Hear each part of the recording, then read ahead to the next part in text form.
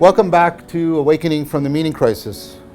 Last time, I suppose I probably taxed your attention quite a bit because we got into, I tried to keep it as accessible as possible, as jargon-free as possible, but we got into some of the nitty-gritty of how we could potentially give a naturalistic explanation of relevance realization and see it potentially in being implemented in terms of self-organizing criticality and small world network formation in the brain, and that in turn could help us to understand general intelligence, insight, and a lot of the functionality, and I was even arguing a lot of the phenomenological aspects of consciousness. And that gives us, reason to believe that we may be able to use this machinery to elegantly explain a lot of the central features of human spirituality. We've already seen that this relevance realization is transjective. It's about our fundamental connectedness to the world, connectedness of mind-body together. I'll have to come back to connectedness to other people. that relevance realization is always deeply affective, that at the core of relevance realization is a caring that is integral to your cognitive commitment of your precious cognitive, metabolic, and temporal resources.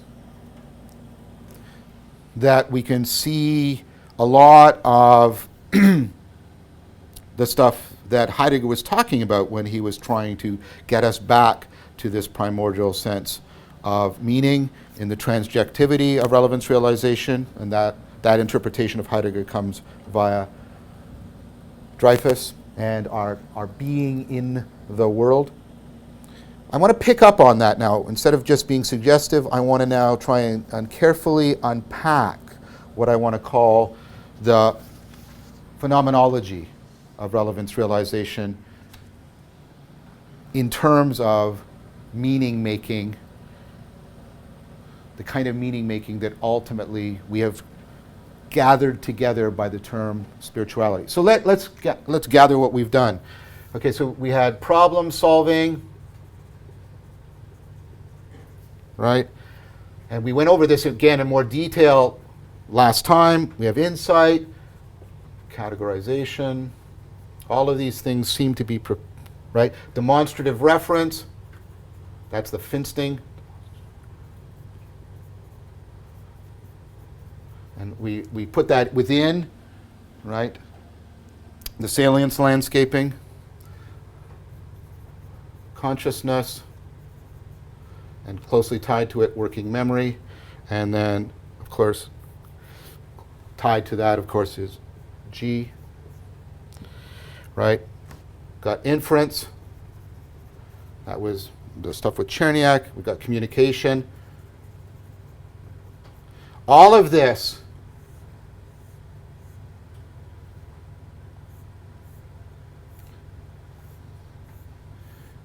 is feeding into relevance realization. We could give a naturalistic structural functional organization of it in terms of self-organizing criticality and small world networks, where these are understood to mean families of processes, right? And these are deeply related together. And as I've said, we've already got that this is inherently transjective. We've got, this is an ongoing, involving,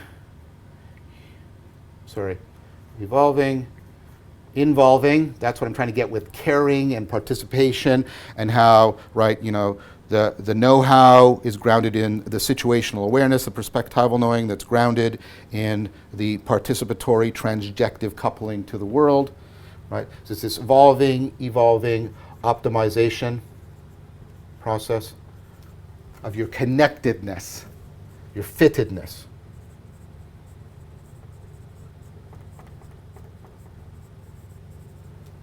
To yourself, to the world, to other people in communication, for example. All right. I've already given you an argument about how via complexification, right, this gives us an account of our capacity for self-transcendence, our capacity to produce emergent functions, and we saw that even connected with insight, and we can see that at work directly out of this now.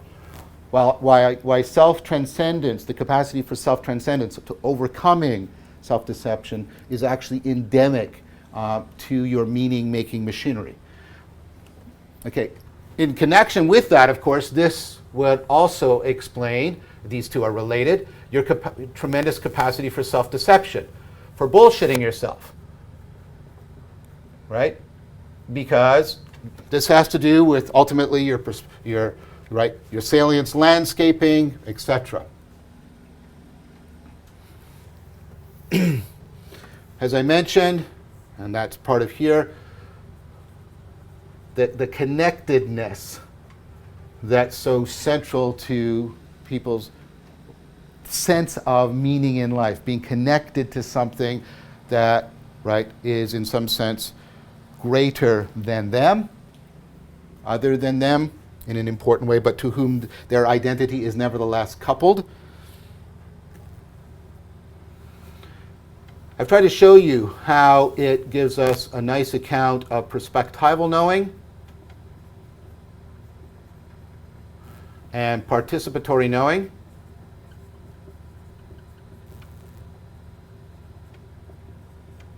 And then how these two can come together in procedural knowing. We'll talk a bit more about that. But the creating of affordances, we've talked multiple times how affordances are the obviation of a transjective relationship within which my skills, my capacity to solve problems can be reliably trained and developed. Okay. Talked about, again, like I said, that this has an aspect of deep caring in it. So you're going to find the sense of significance here. This is something you care about, you bind yourself to, you commit yourself to in a very important way. I already suggested, and I tried to give you that with the account last time of insight, how this can help explain what's going on in altered states of consciousness while you're getting both a change in your salience landscaping, a change in your relevance realization machinery, how it can be altering your optimal grip. Optimal gripping is also a case of optimization that fits within this. Help to explain our higher states of consciousness. Right. Now I want to start pointing out some other aspects of it that I think contribute to it being, how do I want to say this, represented, understood, grasped as spiritual in nature.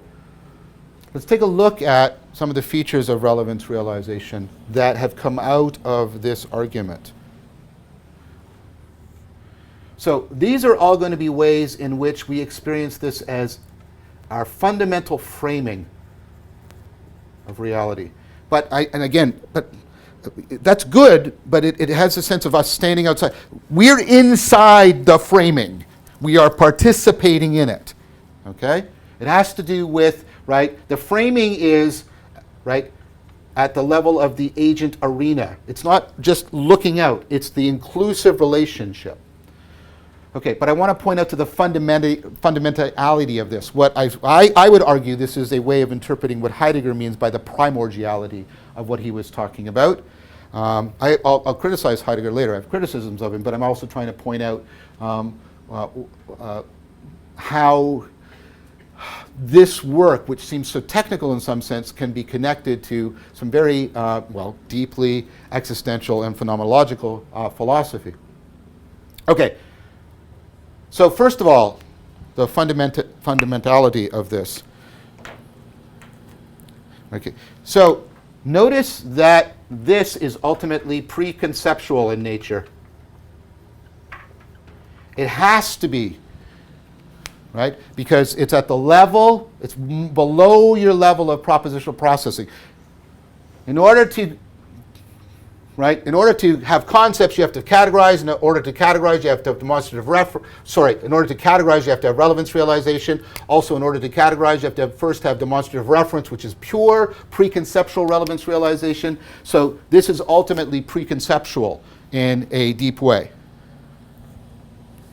Okay? And in that important sense, it's ultimately prepropositional.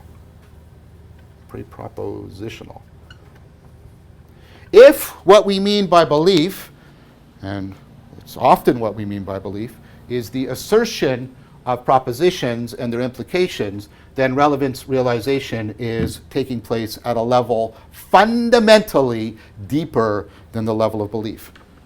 Now, you understand that I'm not proposing that this is just a bottom-up process. Of course, how we conceptualize things and how we have beliefs about things feeds back down. That's why all those diagrams have feedback down arrows in them. But we're talking about belief ultimately as an effect. It feeds back and affects, but it is ultimately an effect of relevance realization. Because, of course, this fundamental framing is pre-inferential in a deep way. Because inference, it's pre-communication. That means I learned this from other people. Well, no, you can't. There's a sense in which you can refine it from other people, but you can't ultimately learn it from other people because learning presupposes it. Being able to pay attention to your mother and pick up on how she's communicating with you and make inferences from that so that you start to categorize the world and figure out that this is a bottle, presupposes this. And that points to something else. This is pre-experiential. Not in the sense that it's happening to you before you have, like in some previous life. What I mean is that your meaningfully structured experience, the level of common sense obviousness, is a result of it. It does not generated by the level of common sense, obvious, meaningful world. It is generated, that world is generated out of relevance realization being coupled to the environment. So it is pre-experiential. It is pre-egoic. I think in some important ways it's also post-egoic, but I'll come back to that. Right? Because your agency and the world as an arena in which you have a narratively structured, reliably acting ego emerges. These co-emerge out of relevance realization. That's why they are primordially connected together in participatory knowing. So relevance realization is pre-egoic. By the time you have you in a commonsensically obviated world of meaningful objects and situations, relevance realization has already done a tremendous, tremendous amount of work. So it's pre-egoic. It's pre-normative. And that's going to, some people are not going to like that. I'm going to qualify that. It's pre-normative in the sense that it's your primordial normativity. Before you can assess truth, things have to be meaningful to you. Before you can assess beauty, they have to be aspectualized for you. Before you can assess goodness, right, you have to have agency and arena.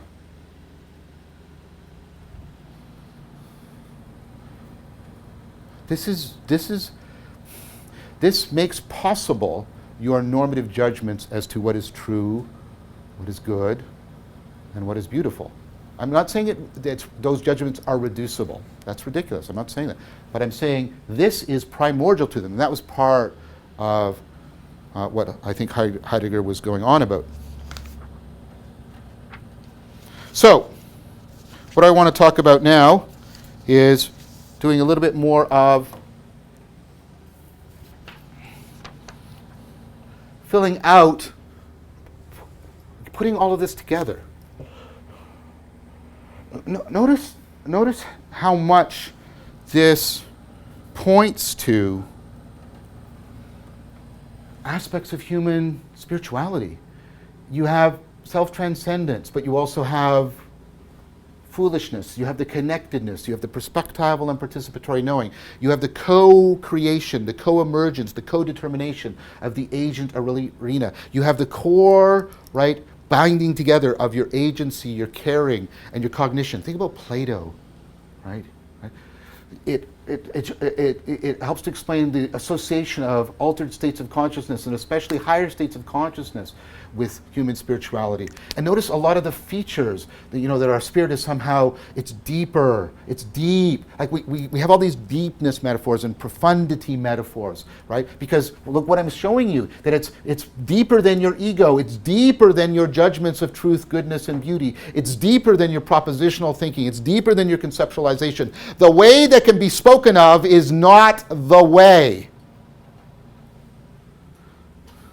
It is pre-inferential. It is pre-communication. It is pre-experiential. It is a fundamental grounding of your being and your being connected, because I'm arguing that those are one and the same. A lot of what is captured by your spirituality is captured by this, the way this machinery unfolds phenomenologically, perspectively, in a participatory fashion.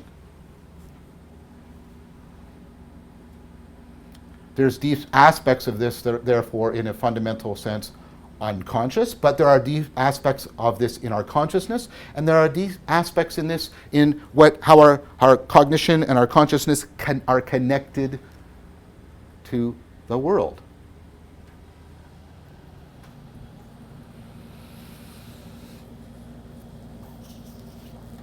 I want to use a term here, and then I'm going to develop it, for the whole right-hand side. I want a term for all of this, right? So that I don't have to keep just sort of gesturing and flinging my arms in a semi-organized fashion at the board. I'm going to use a term here. I'm going to use the term religio, and I'm using it deliberately. Let me explain why. First of all, as soon as you see that, many of you are hearing religion, but I'm not using the word religion, I'm using the word religio, but I want the associations with religion nevertheless to be there. Religio is one of the purported etymological origins of the word religion. Religere, which means to read back, which is importantly similar. This means to bind together. To bind together, to connect.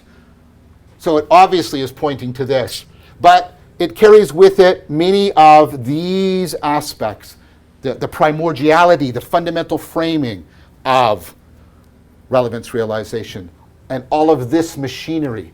So when I invoke religio, I am basically invoking the right hand of this diagram.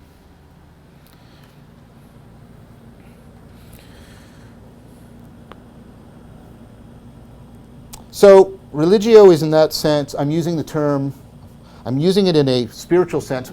Okay, so the thing here, Paul van der Klee would probably say that, this is a word that fudges, spiritual, and I don't want to be fudging. I am trying to specify how I'm using this word in detail and in organization.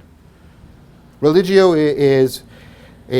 I'm using it in a spiritual sense as the sense of a pre-egoic, ultimately to post-egoic binding that simultaneously grounds the self and its world.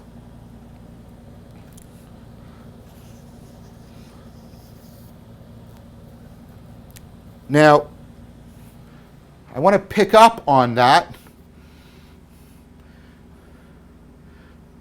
and pick up on the evolving, involvement, caring, like all of this. And I want to read you a couple quotes from an article by Paulo Costa in a book called The Joys of Secularism, right? He has a fantastic article there called A Secular Wonder. And he wants to try and explain what's going on in wonder. And think about wonder. Think about how it's pointing towards the insight, the sense of opening up, but also the connectedness, how perspectival and participatory, how it involves your caring, how it often can merge with awe and altered states and potentially higher states. So wonder is central, right? But notice how the machinery he uses to explain wonder. This is a quote. The very ordinary fact that things always matter, right? He puts it in quotes, in some way or other to us, and that we cannot help but be affected by things as if we were immersed in a sort of bubble of meaningfulness. Notice it's the relevance realization, how things matter to us. And he uses the word matter because it's that importance, that constitutive kind of relevance realization. And we're immersed in it. We're immersed in it. We're immersed in sort of a bubble of meaningfulness, or better, in an atmosphere of significance. An atmosphere of significance. And import, notice the word import is already here, that we do not create from scratch. We do not create it, but are absorbed by. The metaphor of the atmosphere should suggest not only the image of a global container, but also of a rhythm of breathing. Breathing, the compression and particularization, the generalization and the specialization, the assimilation and the accommodation, the breathing are the lifeblood of our spirit. The metaphor of the atmosphere should suggest not only the image of a global container, but also that of a rhythm of breathing and of a light refraction. It's doing relevance realization. It's refracting the light, structuring the intelligibility, to which a living being must, listen to this word, must attune or adjust herself. All the participatory knowledge. This is from somebody who's commenting on secularism.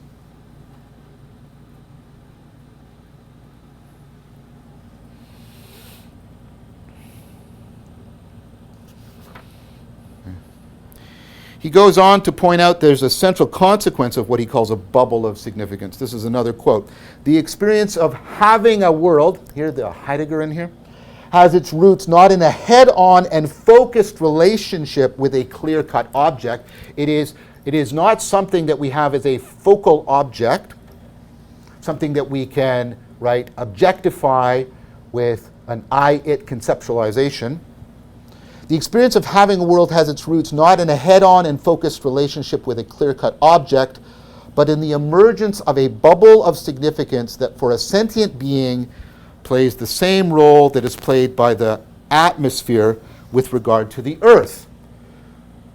You participate in the atmosphere. You contribute to it, but you emerge from it, and you did not make it. It creates, that is, special conditions of life where existentially crucial distinctions between inside and outside are drawn. That primordial ground makes all the distinctions between the inner and the outer possible for us. The transjectivity is deeper than our subjectivity and our objectivity, because the constitution of subjectivity and objectivity require all of this machinery.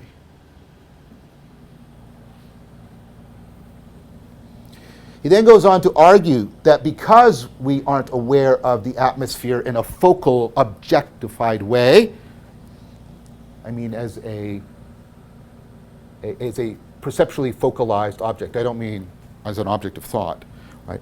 He then goes on to argue that the atmospheric nature of the bubble of significance means that we don't experience it as a focal object, but through non-focal states such as, and here's the point of his article, wonder and awe. Or I would add their opposites, which we'll talk about later, absurdity and horror.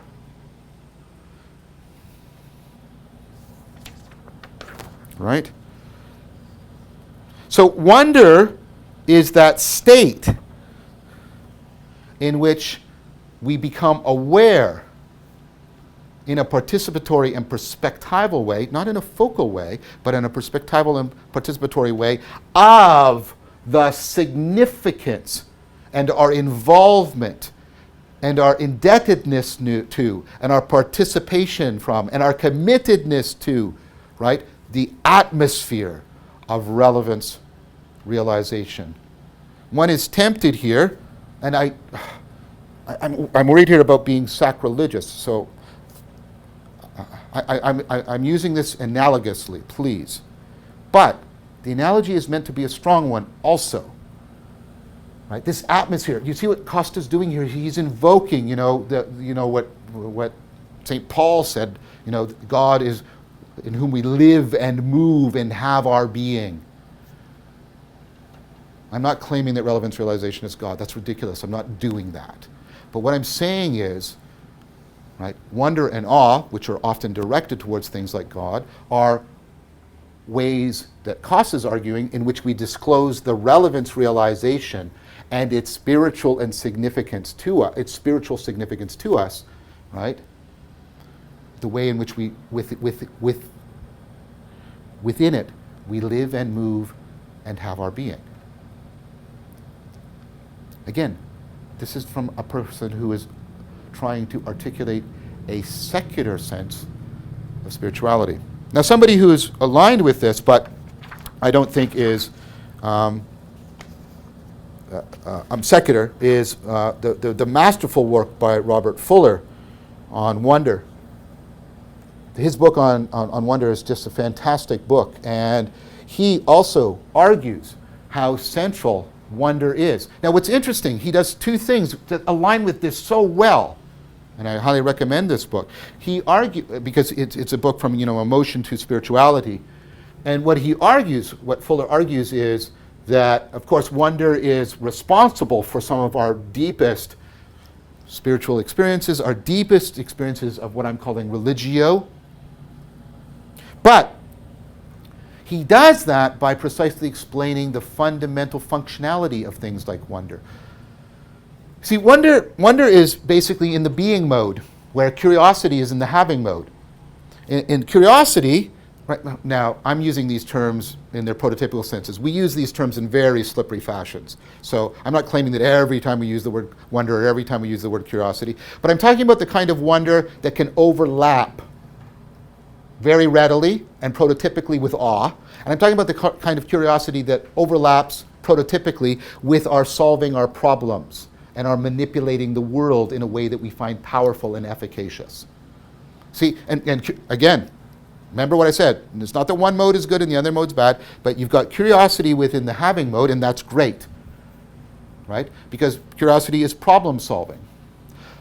It has a focal object. Curiosity is directed. What is that? What does that do? How does that work? Wonder is, it's non-focal. It's the opening up. It's the awe. It's the sense of, right, the atmosphere. It's the perspectival and participatory sense of, right? And what Fuller argues is, and he makes use of work of people like Fredrickson and others, that this emotion, like this, the point of wonder is, right, if curiosity, it gets you to focus in like on specific features of the world, specific objects, wonder tries to get you to participate in the gestalt, the whole. How does it all fit together? Awe pushes you towards an opening, an ongoing accommodation, a sense of the inexhaustibleness, the combinatorially explosive nature of reality, and the ongoing evolving adaptability of your relevance realization to that explosive potential within reality itself. That's what wonder does. Wonder isn't about solving a problem. Wonder is about remembering, sati, your being, by putting you deeply in touch, notice the language, in touch with religio.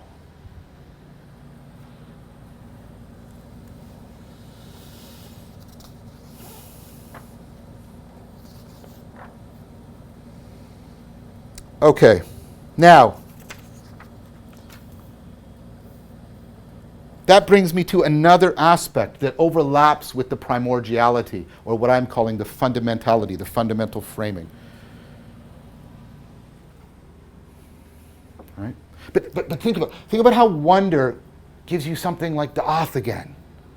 It gives you the sense of participating emerging from, co-creating with the ongoing course of your world. Not as a story, though, but something you can talk about with a story, like we talk about evolution as a story, but it isn't itself a story. It's grounded in something deeper.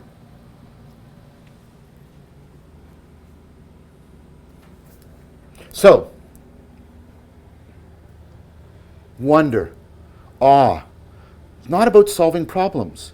Remember, the having mode is about solving problems. The being mode is about confronting a mystery. Okay, I'm going to take it that this has been now etched into your brain, and I am going to just, like I say, I'm going to rely on the word religio to invoke all of the right side and the fact that is dependent on the argument that came from the left side as well. Okay, so think about wonder, think about awe, and what we've been talking about, and this remembering of the being mode, which is so central to spirituality, right? So that's another aspect of this. Okay, so think about this as accommodation, that opening up, having to go, right? This is you, when I accommodate, I come to know something by how I am transformed in order to come into contact with it, and in my own, my self-knowing of how I've changed, and the disclosure, my realization of that, what that is, are bound together. Like prototypically when you're in love with somebody, da'ath. Okay. So this is accommodation, and it's in the being mode. You're remembering sati. And in the being mode, you're confronting a mystery. Do you remember, talked about Marcel's idea about how a mystery, right? And notice the machinery. Here's how I framed my problem, and then I realized there's a kind of insight that so initially there's an insight that, oh, that framing is itself problematic, and I move to a more encompassing frame, and oh no. And then what starts to happen is, I'm opening up. Right? I'm opening up. And my insight goes from a reframing to a transframing. Because I stop having insights about my focal problem, I start getting an insight not about just about the problem or the world. I also, remember the sensibility transcendence, I'm also getting an insight into the inadequacies of my style of framing, my way of framing. I'm getting a transframing happening. You get this trajectory of transframing. It doesn't stabilize, and that's the point. It can't land on a focal object. All it's disclosing in the trajectory of transframing is the machinery of religio. And yet you find that, like flow, you find that deeply meaningful to a point. If it's pushed too far, it becomes deeply meaningful in a negative sense of horror.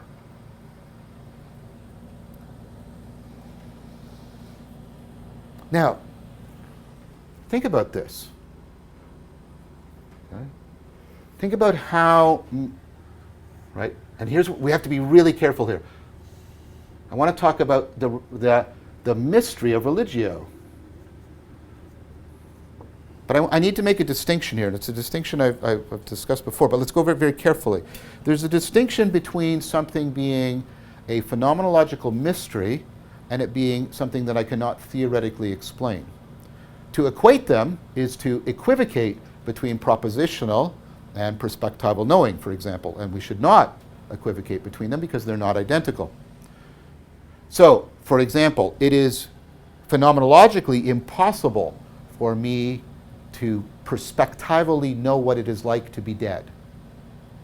because whenever I try to conjure up a frame, oh, I'm in a dark room, but wait, I'm still there in the dark room. There's the here-ness and the now. Oh, well, then I'm nowhere. Well, then I'm just an empty. No matter what I do, I can't get a framing that has within it my own non-existence, perspectively.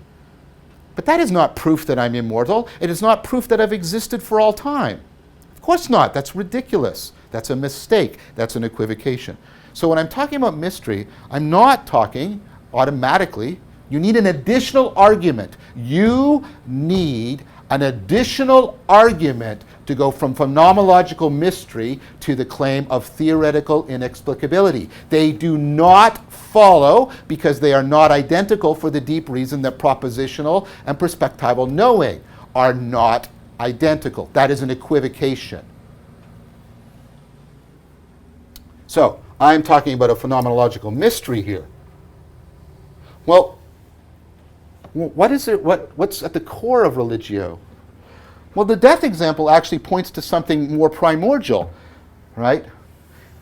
It points to the fact that I can never make a focal object of my framing my capacity for relevance realization. I mean perspectively.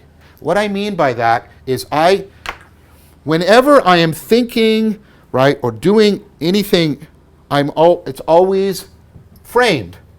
Because if I'm unframed, I'm facing combinatorial explosion, which is non-intelligible to me.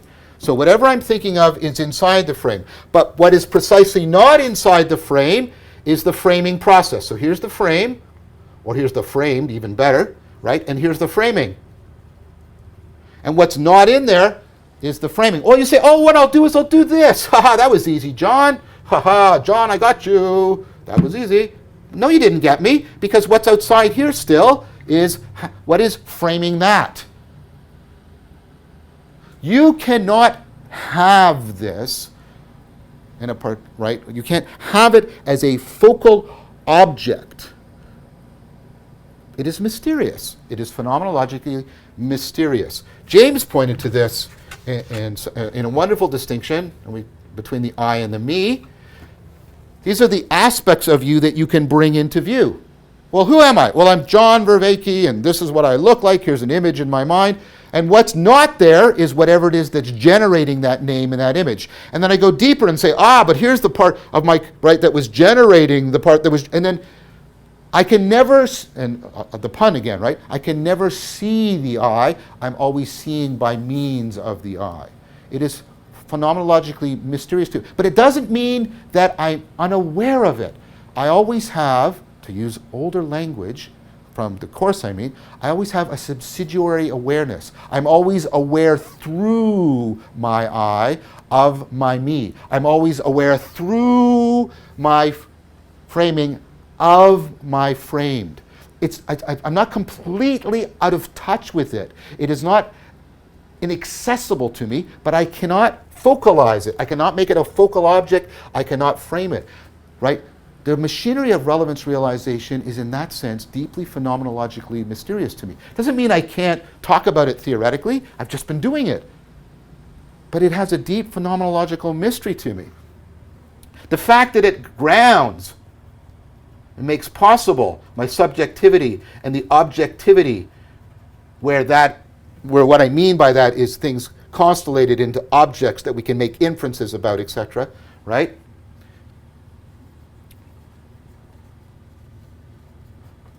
I can't use the grammar of subjects and objects, subjects and predicates, conceptual categories to talk about this in the sense of exemplifying it. I can use words to talk about it in the sense of pointing to it, but I can't produce it in subjective and objective categories precisely because the whole argument points towards its transjective nature. Again, that only makes it phenomenologically mysterious. It doesn't make it a theoretical inexplicability. You cannot confuse properties of your theory with properties of what your theory is about. If I have a theory of light, it itself, right, isn't light. If I have a theory of war, my theory isn't itself an instance of war. If I have a theory of gravity, my theory isn't itself generating gravity. My theory of vagueness doesn't itself have to be vague. In fact, my theory of vagueness should be clear. Okay? My theory doesn't have to exemplify what it's talking about. And there are cases where it cannot exemplify what it is talking about. But that doesn't mean I can't talk about what I'm talking about. It has to be that I have to understand the limitations that are given by the differences between the kinds of knowing, and also the ways in which I can and cannot bridge between these kinds of knowing.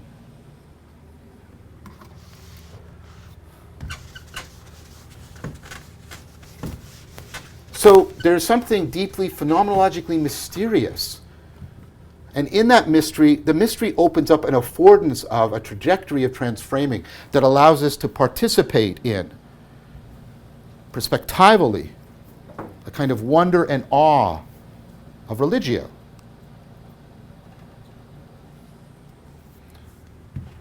We can get into something very much like a transjective trajectory flow state, in which we are basically celebrating in flow our participation in religio.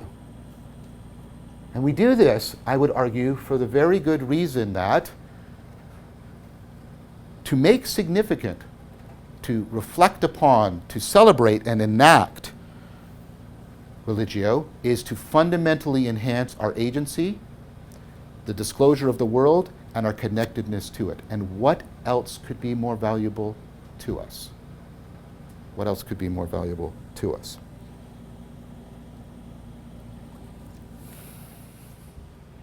So,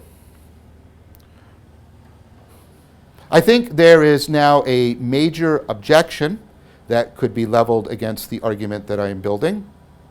And I take this objection very seriously. This is the argument that, yes, John, I will grant you, with Costa, there's all kinds of wonderful, spiritual, meaningful things on this side, and you're capturing a lot about mystery and self-transcendence, and also the capacity, the negative capacity of, bullshitting ourselves and reciprocal narrowing and falling into, right, despair and addiction. And you're capturing all of that. I'll grant you all of that. Perhaps you're not, but just for the sake of the argument, so I'm granting you all of that. But there's still something missing that I think is central to how I use the word spirituality, and what's missing from religio that's found in religion is to confront the sacred. I'm trying to use a term as neutral as possible here, because it's unclear, I think, if we should apply the term divinity, for example, to the Buddhist notion of shunyata or the Taoist notion of the Tao. I don't think calling it divine is a plausible interpretation. Whereas God is divine, I don't think you should call the Tao divine. But the Tao is clearly sacred in an important way. And I think for many versions of Buddhism, the shunyata has a kind of important kind of sacredness. So, the thing here is,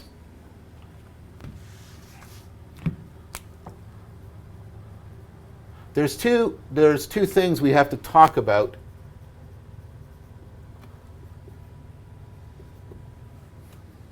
And we have to talk about them carefully, but we keep them distinct, but also show how they're connected. So, the sacred is typically when we want some account of the metaphysics of what grounds our experience of sacredness. So this is basically a metaphysical proposal. A standard Western proposal, although I've already given you an indication that it's not universal, it's not in things like Buddhism or Taoism, is that the sacredness is grounded, the metaphysical proposal is grounded in being supernatural in some sense. And of course, that's, again, a very loaded term. I'm going to use it in the way I've argued for in this video series, right? Something that is historically constructed, running through people like Aquinas and beyond. Okay, so this is the metaphysical proposal, and then you ultimately have a psycho-existential proposal over here, which is right. Well, this is what it's like to experience sacredness. This distinction comes to the fore, for example, historically, and there's so many people, right? I wish I could talk about more. I need 3 more series, but if I tried to run this for 150 episodes, my crew would kill me, and then there'd be a tragedy. They'd end up in jail. It'd just be a mess. So I'm going to stick to the 50, right? But pulling these apart, you find this, of course, prototypically in the work of Schleiermacher, where he sort of puts aside this proposal because it's coming into serious disrepute because of the advent of the scientific revolution, and he shifts towards, but what's the psychological existential experience of sacredness? And his proposal that it's the experience of sort of absolute dependence, and coupled, I would argue, with things like wonder and awe. But that distinction, right, came to the fore in work by Schleiermacher. And you can see a lot of theological debate, I would argue. I can't do the argument here, but you can see a lot of theological debate as the debate between a side that wants to emphasize sacredness and a side that wants to emphasize the sacred. So, I want to talk about this, but I want to talk about this in a way that reflects back on that. Why do I start here? I start here because, of course, I've argued that religio is exactly a psycho-existential. Very powerfully read this, though. Well, this has to do with modal, right? With your, like the being mode. It has to do with your modal existence. It has to do with transjectivity. It has to do with primordiality. You have to read this in a deeply Heideggerian sense, right? But that's what I mean. And psycho meaning, right, having to do with your cognitive processing, all the kinds of knowing, right? Your embodiment, your embeddedness. So reading psychological in also a very comprehensive way. But I'm clearly arguing that religio is on here. So first of all, I should start here because that's where I'm starting from. And I want to talk about sacredness as within a psycho-existential sense. And then if I've already done this, right, ground this in RR, relevance realization, then I'm going to make proposals about what this tells us about the kinds of constraints that are available to us in our metaphysical proposal. And I'm going to propose an alternative to this, which I imagine will be controversial, but I hope that the controversy will be constructive rather than merely adversarial. All right, so I'm going to start here. I'm trying to be honest with you. I'm trying to be clear about what I'm trying to do. I don't want to be shuffling any cards from the bottom of the deck here, right? I'm trying to be as upfront as I possibly can be. Of course, I'm not unbiased or any kind of magical claim like that, but I'm trying my best to put the machinery that I'm aware of using and that I'm deliberately putting into play out front so that we can talk about this as clearly and as honestly as possible. Okay.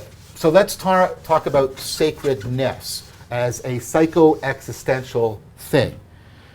And where I want to start, right, is in the machinery of the agent-arena relationship.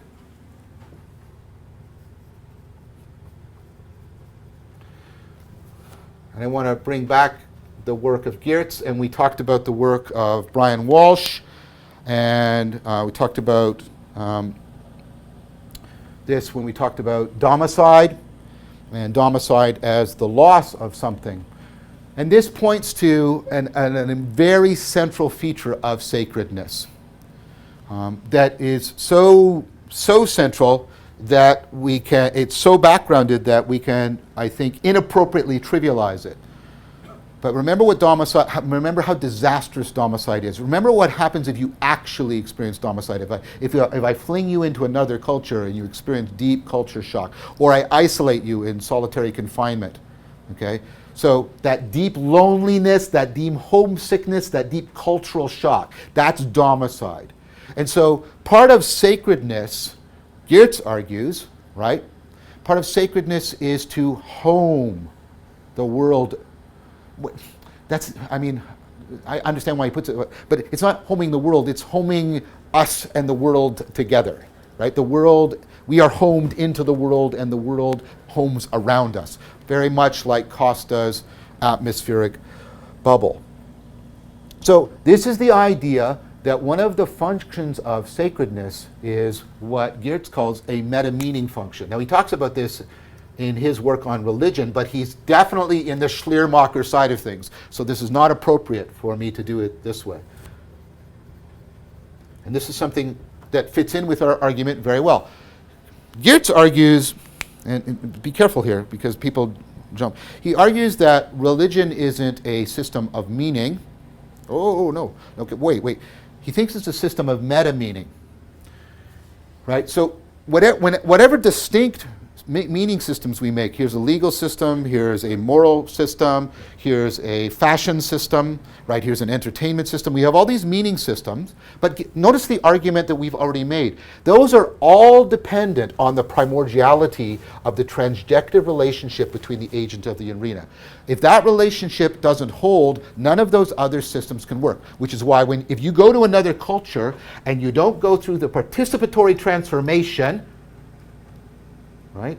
If you don't, and you're just experiencing culture shock, domicide, the agent-arena relationship isn't in place, then none of those other meaning systems can work for you. They'll be absurd. They won't make sense. That's what he means by it being a meta-meaning system. What it does, he argued that religion, I would argue, what the experience of sacredness is, because, again, the word religion fudges between, are we talking about the Schleiermachian sense, or are we talking about sort of the metaphysical referent, okay? So remember, I'm pulling these apart to try and avoid that confusion. So, but what Geertz is talking about here is, right, that if you don't have that none of your individual meaning systems work, and religion, in the sense of the experience, the cultural and individual experience of sacredness, is what gives us the meta-meaning system that protects us from domicide. It protects us from the horrors and the absurdities of domicide. So one of the functions of sacredness, right, is the meta-meaning process of homing us against horror.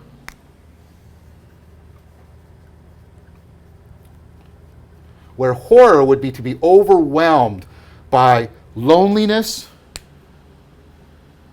it would be overwhelmed by homesickness, cultural shock, and a tremendous sense of alienation, absurdity, and anxiety. Okay? Now that's important. I think that's a very important function of sacredness. What we do when we go into a sacred setting is we play with we have psychotechnologies, and I'll come back and give a definition of a clear definition as we work that out of a psychotechnology. But we have psychotechnologies that allow us to do this serious play, right, with sacredness, so that we are constantly being homed against horror. And of course, many of you are aware of all the research showing that people that belong to religious communities or spiritual pathways are much more resilient in the face of the tragedies and horrors of life. That's a reliable finding. One of the ways in which, you have to seriously consider the other costs, but one of the ways in which you can improve your capacity to make your way through the world is to be committed to a spiritual community and a spiritual path. Presumably it also has a history behind it. It has institutions, etc., and that would make it more prototypically like a religion.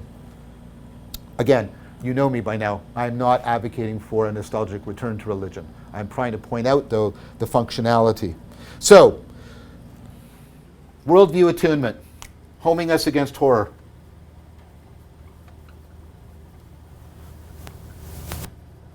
Remember, Costa even used the word attune in there. That's definitely a function of the sacred.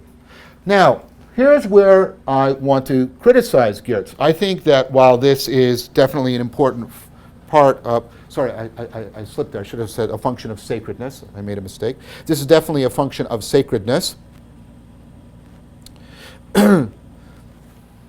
But I think that there is a mistake if we think that sacredness can be reduced to or identified solely with the machinery of worldview attunement and homing us against horror.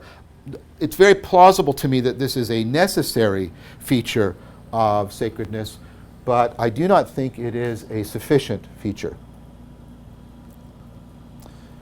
So if we go back to Hellenistic domicide, if you remember, we talked about the different kinds of responses. There was syncretism, and then there was things like Stoicism and the remembering of the being mode. But there was also Gnosticism. And Gnosticism keeps reverberating, right? It keeps reverberating through everything we're doing here. And Gnosticism, of course, is a way of trying to awaken us to the primordiality of, and the mystery, in some important sense, of religio. That's definitely what's going on. But there's something interesting about the Gnostics. And that's the element that Dekana emphasized, that the trajectory of transframing is ultimately understood as transgressive. It's trying to, right, overturn the grammar of a worldview. It is transgressive in a deep, deep sense. And I think that that points towards something else that the sacred does for us, and right? And this goes towards the work of Otto, deeply influenced by Kant. I hope you see how, in a way, my work is deeply influenced by Kant, also by Hegel. But Otto, in his book, which is translated The Idea of the Holy, very bad translation. Many people argue a better translation would be something like The Experience of the Numinous. Because Otto's argument is precisely this notion has become very clouded for us. Okay? It is plausibly related to notions of wholeness and completeness. There's probably connections to words like health, which people wouldn't automatically think of, right?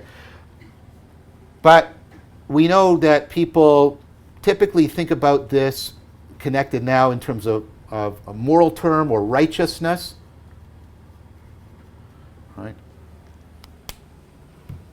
But this association says what something else is going on here, right?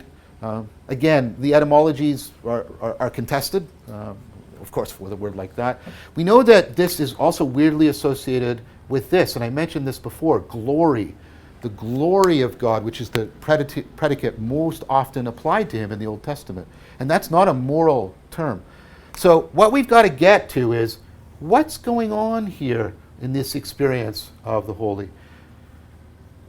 And Otto created this term, the numinous, picked up, of course, by Jung, right, to describe what the original, the primordial experience of the numinous is before all of these, but what this is most pointing towards. A little bit of this, not so much this, right? What the numinous is the fundamental experience. And here's what I'm going to talk about next time, that the experience of the numinous is ultimately to experience the transgressive side of the sacredness, how it opens us up in wonder and awe and even takes us to the horizon of horror.